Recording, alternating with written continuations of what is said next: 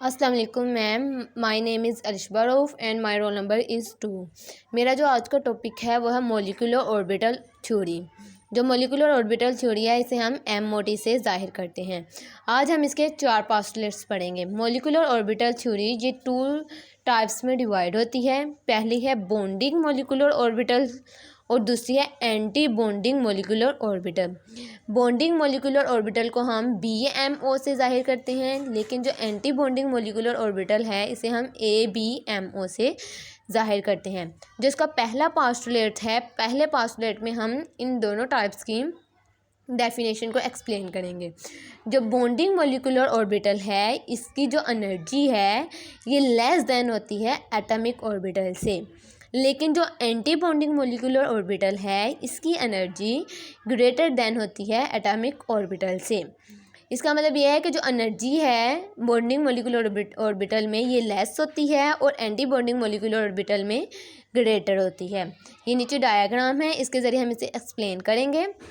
ये मैंने साइड पे एनर्जी बना दी है, ये नीचे से ऊपर की तरफ इंक्रीज़ हो रही है।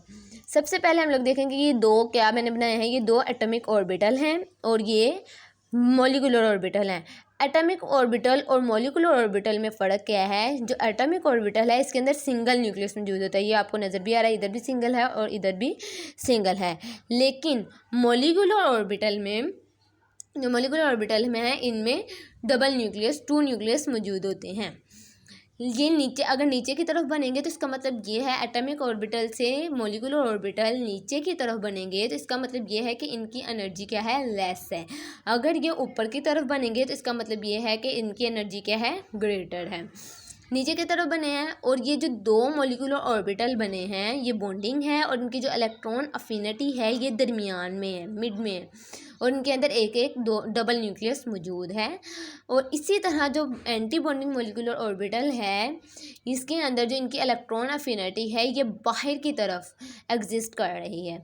जो बॉन्डिंग मॉलिक्यूलर ऑर्बिटल है ये सिग्मा बांड और पाई बांड बनाते हैं और ये स्टेबल होते हैं, लेकिन एंटी बॉन्डिंग मॉलिक्यूलर ऑर्बिटल ये सिग्मा स्टार और पाई स्टार बांड बनाते हैं और ये अनस्टेबल होते हैं। इसका मतलब ये है कि बॉन्डिंग मॉलिक्यूलर ऑर्बिटल की एनर्जी लेस होती है और एंटी बॉन्डिंग मॉलिक्यूलर ऑर्बिटल की एनर्जी ग्रेटर होती है। ये हो गया इसका पहला पोस्टुलेट। अब हम इसका दूसरा पोस्टुलेट पढ़ेंगे। दूसरे पोस्टुलेट में हम बॉन्ड ऑर्डर पढ़ेंगे कि इन दोनों के दरमियान किस तरह का बॉन्ड ऑर्डर होते हैं। जो बॉन्ड ऑर्डर है ये 2 मॉलिक्यूल्स के दरमियान सिंगल भी हो सकता है, डबल भी हो सकता है और ट्रिपल भी हो सकता है। जितने पेयर्स बनेंगे उस हिसाब से इनका बॉन्ड ऑर्डर होगा। बॉन्ड ऑर्डर ज़रूरी नहीं है कि सिंगल, डबल, ट्रिपल, ये पॉइंट की शक्ल में भी हो सकता है, partially double, partially triple bond.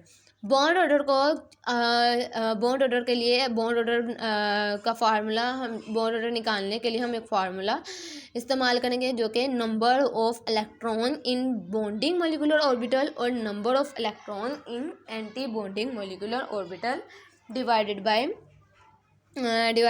2। तीसरा जो पोस्टुलेट है उसके अंदर हम लोग पढ़ेंगे पैरामैग्नेटिक सब्सटेंस और डायामैग्नेटिक सब्सटेंस। जो पैरामैग्नेटिक सब्सटेंस है ये मोर रिएक्टिव हैं और जो डायमैग्नेटिक सब्सटेंस है ये लेस रिएक्टिव हैं।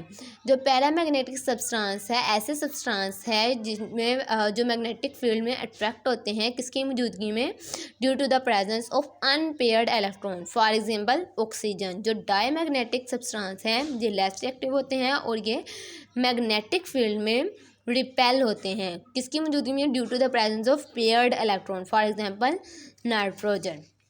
इन दोनों में क्या फ़र्क आ गया कि जो पैरामैग्नेटिक है ये अट्रैक्टेड होते हैं मैग्नेटिक फील्ड में और इनमें अनपेयर्ड इलेक्ट्रॉन है और ये मोर रिएक्टिव हैं।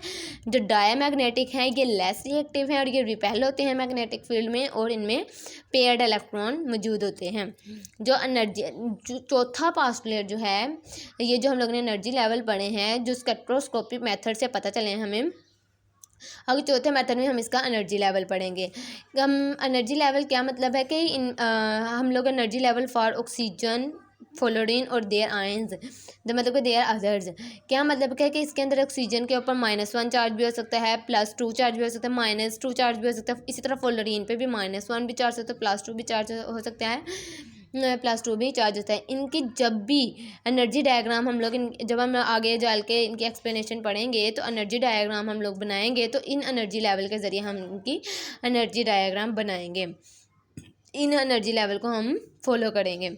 सबसे पहले जो इलेक्ट्रॉन फिल होता है वो है सिग्मा 1s, उसके बाद सिग्मा स्टार 1s, ये लेस होता है सिग्मा 1s से। इसी तरह सिग्मा 2s, ये लेस होता है सिग्मा स्टार 2s से। इसी तरह सिग्मा 2px, ये लेस। ये जो पहली लाइन मैंने बनाए हैं ये है बॉन्डिंग मॉलिक्यूलर ऑर्बिटल। इसके बाद शुरू होता है anti bonding molecular orbital. Anti bonding molecular orbital में पाई स्टार 2py बराबर होता है पाई स्टार 2pz से, लेकिन ये लेस देन होता है। लास्ट पे जो मॉलिक्यूलर इलेक्ट्रॉन फिल होगा वो है सिग्मा स्टार 2px। ये जो मैंने ये पहले बनाया है ये लेस होता है सिग्मा स्टार 2px से। आगे हम लोग एनर्जी लेवल पढ़ेंगे नाइट्रोजन का, कार्बन का, बेरिलियम का, बोरोन का और अदर साइन का। ये दोनों सेम है, बस एक चीज़ का फ़र्क है कि यहाँ पे sigma 2px pi 2py equal to pi 2pz से बाद में बन रहा है। इसका मतलब क्या है कि ये जो फ्लोरीन और ऑक्सीजन है इसके अंदर इन दोनों का एनर्जी गैप बहुत ज़्यादा है, और जिसकी वजह से sp हाइब्रिडाइजेशन नहीं हो पाती और ये आपस में ओवरलैप नहीं कर आपस में मिल नहीं पाते। लेकिन इनके अंदर नाइट्रोजन, कार्बन, बेरिलियम और बोरोन के अंदर ये दोनों आपस एनर्जी गैप इन दोनों के दरमियान कम होता है, sp हाइब्रिडाइजेशन भी हो पाती है और ये आपस में ओवरलैप भी कर पाते हैं। जज़ाकल्लाह मैम।